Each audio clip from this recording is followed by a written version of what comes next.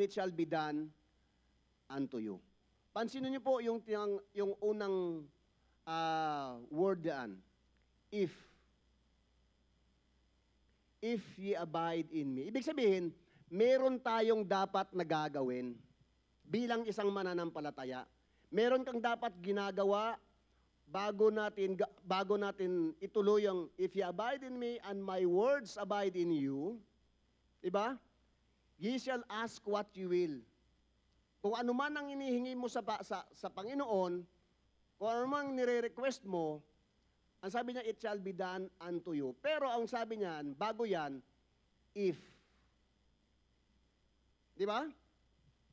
Pag present natin ang ating sarili sa araw na ito, as a living sacrifice,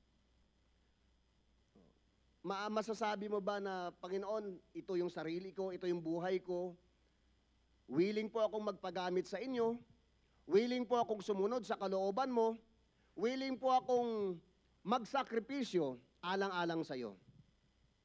Pag present natin ang ating Panginoon sa sarili natin, ano yung makikita sa atin? Yung pagiging isang mayabang na nilalang, or maging isang mapagpakumbaba na nilalang na binago ng Diyos. Di ba? At marami po sa atin mga kapatid, when it comes sa tinatawag na prayer, yes, alam natin kung anong ibig sabihin ng prayer. Alam natin kung anong ibig sabihin ng prayer. Pero ang nakakalungkot, we don't pray. We don't pray. The need of every church, every preachers, every family ng simbahang ito is not a seminar on prayer. It's not a book about prayer. It's not a better prayer stationery, no? Or promising to pray. We need to pray. I need to pray. You need to pray. We need to pray. Amen? Yun pong dapat nating makita at yun dapat nating maintindihan mga kapatid. Prayer is how we lay hold on the blessings and the power of God. Like dun sa Nike, yung lumang slogan nila, just do it. Di ba? Gawin natin. No? Hindi lang basta masabi, ay nagpray na ako. No? Ay alam ko na yan. No. Gawin natin. No? Gawin natin mga kapatid. Throughout the scriptures, God indicates His desire for us to commune with Him in prayer. God shows us His willingness to help us when we have needs or problems. Yun po yung desire ng Panginoon eh. Yun po yung naisin ng Panginoon. Yan ang yung gusto ng Panginoon sa atin. No? Gusto niya tayong tulungan, gusto niya tayong sagutin yung pananalangin natin. Pero ang problema mga kapatid, sa atin eh. Di ba? Sa atin. No? At pag hindi sinagot ng Panginoon yung prayer mo, magtatampo tayo sa Diyos, magtatampo tayo sa ating pastor, idadamay natin ang ating simbahan, idadamay natin ang ating pong fellowship sa ating mga kapatiran, dahil hindi sinagot ng Panginoon yung prayer mo. Di ba? Does your life more closely resemble a crisis management mentality or a prayer-dependent mentality? Diba? It has been my exercise natin that many Christians are good at praying when others are around. Diba? Mas madali sa atin na magpipray na, oy, kasi may nakatingin. Kasi ni-request. Kasi pinakiusapan. No, mas madali sa atin. No? But yung tinatawag na personal na prayer mo sa Panginoon, kung paano ka makipag-usap, kung paano ka makipag-deal sa Holy Spirit, failure tayo. hindi natin nagagawa. Ibig sabihin, nagpapakitang tao lang tayo. Di ba? Yun pong nakakalungkot mga kapatid, marami sa ating mga mananampalataya. Magaling tayo pag merong nakaharap, pag merong nakaaktingin, pag merong nakakita. Pero pagdating sa personal mong relationship sa Panginoon, when it comes sa prayer, failure tayo. No? Praying for a meal or an offering, madali yan eh. Walang ka-effort yan eh. Di ba? Kasi, pag palagi mong ginagawa yan, automatic yan. Pag upo mo, bago ka kumain, pray. Di ba? Pag meron kang na-receive na blessings, automatic yan, pray. No? But personal, private prayer in an abiding relationship can be a daunting task. Yet, if you intend to truly have an abiding relationship with Jesus Christ, you must learn to abide with Him in prayer. You must learn to abide with Him in prayer. You must learn to spend time with Him, praising, pleading, and interceding on behalf of others. Tingnan po natin. Discover po natin how we can abide in Christ through personal prayer. Number 1, the development of prayer. Preparation for prayer. Ano sabi sa 1 Thessalonians chapter 5 verse 17? Ano sabi diyan? Pray without ceasing. Dapat papatuloy. No? Dapat nagpapatuloy. No? Hindi dapat na, oy Panginoon, nagpray na ako nung araw na ito, okay na ako diyan. No? Hindi ganoon, no? Pray without ceasing, no? Tingnan niyo po sa James chapter 5 verse 16.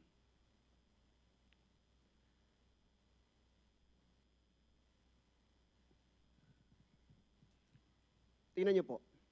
Ang sabi diyan, confess your faults one to another and pray one to another that ye may be healed.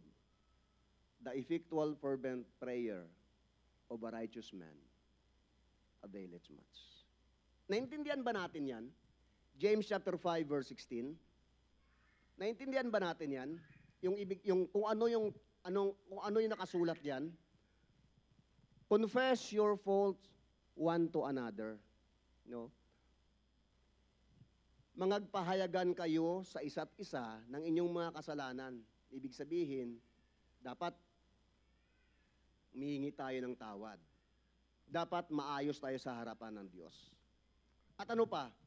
Ipanalangin ng isa't isa yung iba. Kaya po napakahalaga mga kapatid, yung prayer meeting tuwing Miyerkules.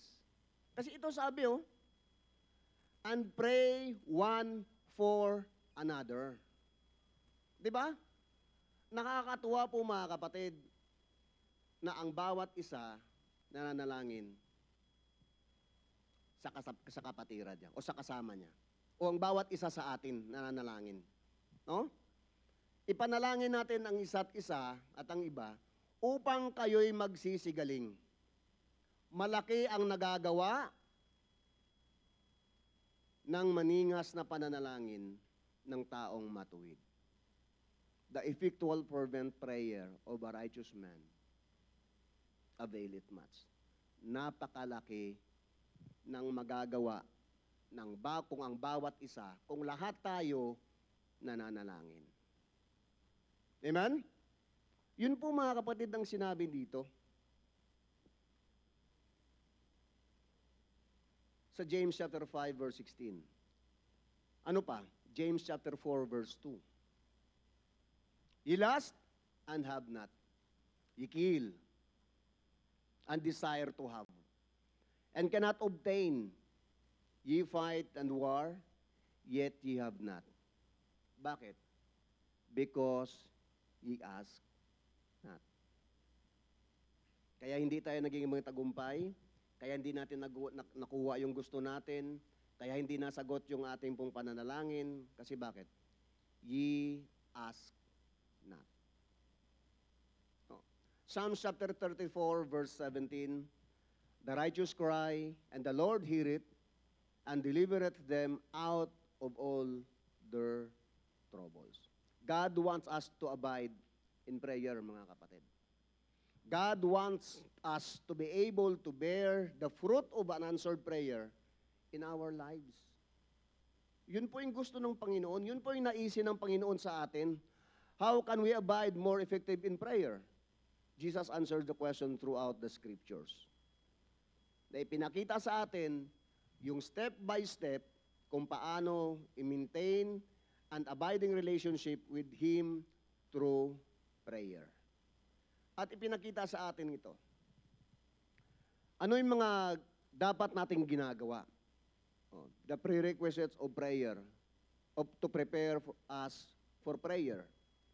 Letter A, praise the Lord. Praise the Lord. Tingnan po natin dito sa buhay ni Paul at ni Silas. Dapat makita sa ating puso, our heart should be set on the praise and adoration of God when we come Him. No? When Jesus taught the disciples concerning prayer, ipinakita muna sa atin dito. Matthew chapter 6 verse 9, ang sabi diyan, after this manner therefore pray ye, our Father which art in heaven, hallowed be thy name. No? Binigyan niya tayo ng tinatawag na pattern ng pananalangin. Sa buhay natin, sa puso natin, are going to be prepared sa ating pong prayer. We need to understand the holiness of the power of God, and we need to come to Him with sincere and honor. Ito po yung isa sa mga rason, no, bago tayo lumapit sa Panginoon, bago tayo makipag-usap sa Panginoon. Nanong sabi? Dapat yung puso natin maayos. Dapat yung puso natin right with God. No? Sa Acts chapter 16 verse 25, tingnan niyo po yung nangyari sa buhay ni Paul at ni Silas.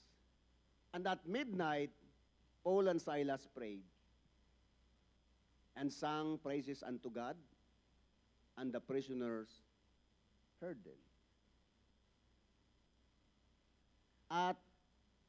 And at midnight, bihira, hating gabi na ito, no?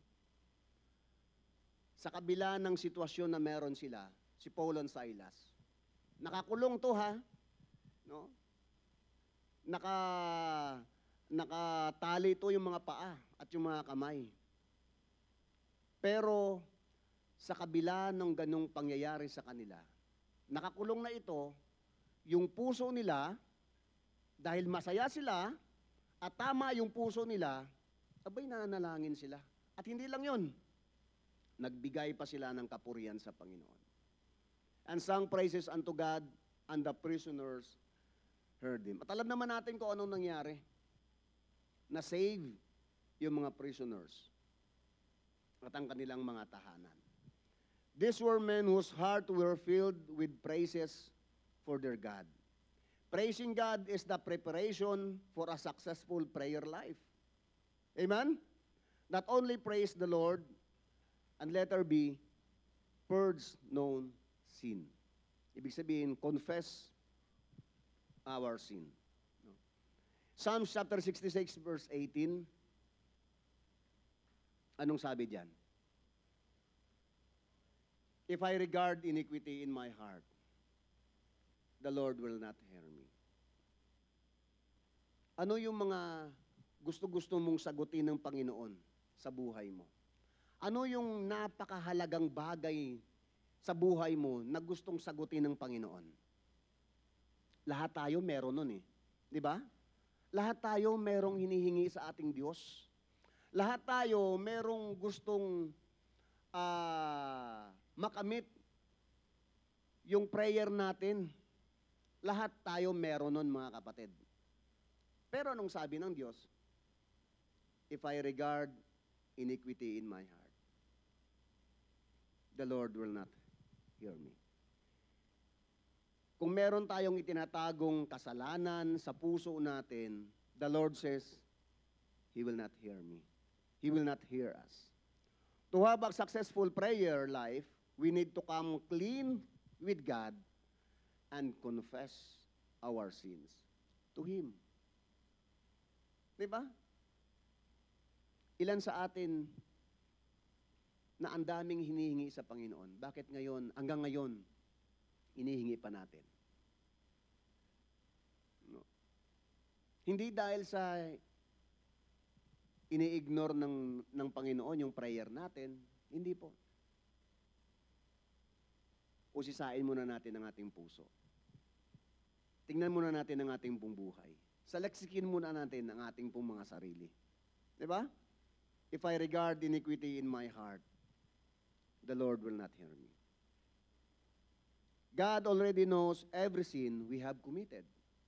Alam ng Diyos di ba? He is omniscient, omnipresent. Ano pa? Ano pang isa?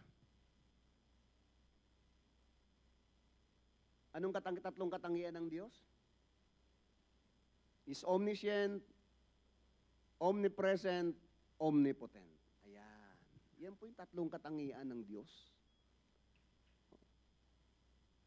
Alam niya yung kasalanan mo. Alam ng Panginoon yung kasalanan natin. Kahit maliit pa yan. Alam ng Diyos yan. We can't out on front with Him. When you begin your time with God, you should enter His presence, acknowledge our sin, and seek His forgiveness.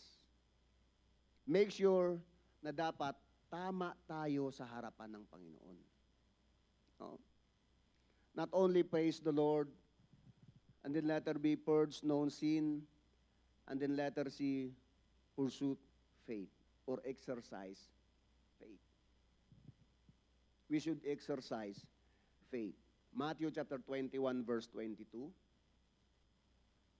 And all things whatsoever ye have asked in prayer, believing, ye shall receive.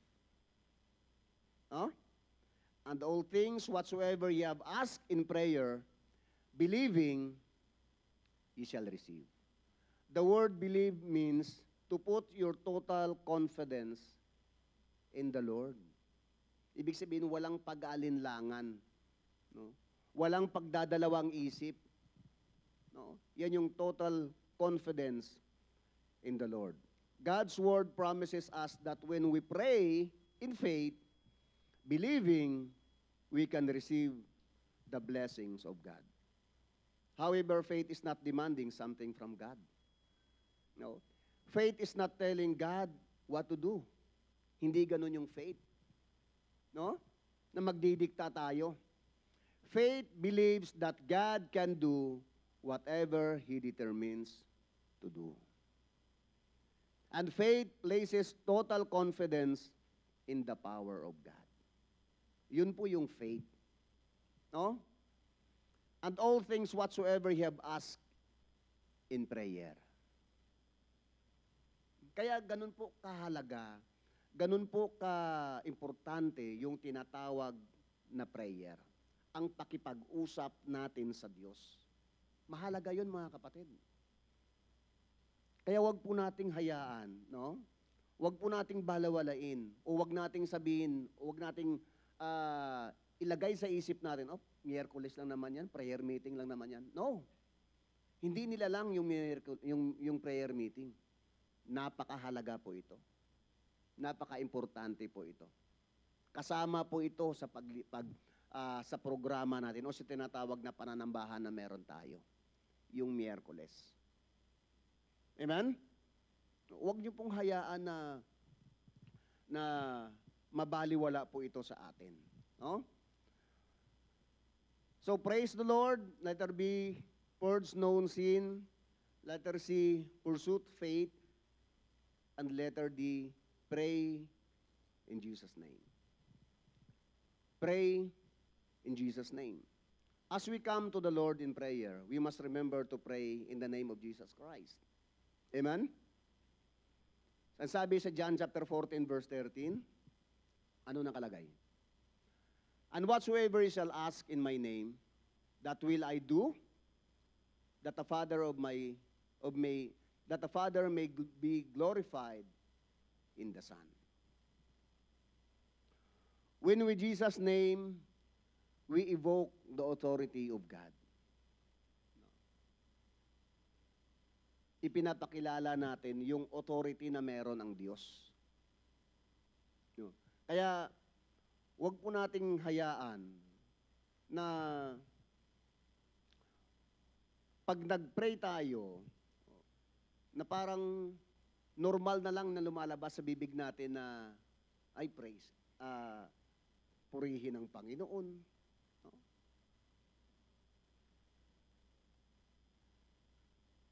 Kasi ang ipinapakita dito, mga kapatid, yung authority ng ating Diyos. No? Pray in Jesus' name. Ipinapakita dito yung authority na meron ang ating Panginoon. And then, pray persistently. Ephesians chapter 6, verse 18. Anong sabi? Praying always with all prayer and supplication in the Spirit, and watching thereunto with all perseverance and supplications for all saints. In the Gospel of Luke, Jesus taught the disciples that there were certain prayer requests that were only going to be answered through importunity. Ano yon? Yung persistent prayer. Yung pagpapatuloy. No? Karamihan po sa atin, o ilan po sa atin, no? Na pag nagpipray tayo, hindi kung tuloy-tuloy eh. Di ba? Nandun yung hanggang sa magsawa ka na, ayoko na mag-pray. Titigil na ako mag-pray. Total, di naman sinasagot ng Panginoon yung prayer ko eh. Okay na ako. Di ba? Yun ba yung attitude natin when it comes sa tinatawag na prayer? Yun ba yung naging ugali na natin? Na pag hindi sinagot ng prayer ng Panginoon yung prayer mo, ihinto ka, titigil tayo. No. Dapat persistent yung prayer natin. No. At sa oras na ito, mga kapatid, may mga changes tayo nang gagawin sa tinatawag na prayer. No. Yung ikat ko po itong lesson na ito at mag-focus tayo sa ating pong tinatawag na prayer life. Bago tayo dadako sa ating tinatawag na pinagpipray dito sa as an ahul, no. Mag-pray po tayo personally. No. So, alam naman siguro natin yung nangyari kina Pastor Dimber. No po? At nung nakita ko po yun, no, talagang kahit na hindi po ako connected doon sa kanila, pero yung laki ng damage, yung lawak ng mga nakakaalam, no, nakakalungkot. Yung kung nangyari sa kanila, pwedeng mangyari sa atin. Amen? Pwedeng mangyari sa ibang churches. At isa po yun sa mga pumasok sa isip ko na the more na maglalo pa kaming magbibigay ng oras sa pananalangin sa aming pastor, sa aming simbahan, sa bawat isa. Okay? So, yun po yung gagawin natin, mga kapatid. No? Bago tayo dadako sa ating tinatawag na pananalangin dito sa LED wall na ito, no? Ilapit muna natin ang ating sarili sa ating Panginoon. No? Ang gagawin po natin, find our place na ikaw at ang Diyos lang ang kasama mo, no? Mas maganda maghiwalay tayo para walang disturbo, walang distraction. No? Yun po yung gagawin natin sa oras na ito. Pwede ba yon? No? At iwasan po natin, mga kapatid. No? Nakikiusap po ako, iwasan po natin yung maingay. No? Yung lugar na ito ay gawin nating solemn. No? Na ikaw lang at ang Diyos ang nakaalam sa prayer na meron ka. No? No? Itama natin ang ating sarili. Iayos natin. No? So, bibigyan namin kayo ng oras, no? Para ayusin natin yung buhay natin. Ayusin natin yung sarili natin sa harapan ng Diyos. Okay? So, yun po yung dapat nating gawin, mga kapatid. No? And I believe na ito po yung malaking tulong, no, sa ating simbahan.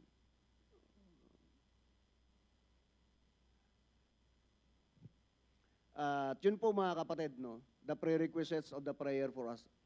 Prepare for us to prayer. Letter A, praise the Lord. Letter B, purge known sin. Pursue faith. Pray in Jesus' name. Pray persistently. No.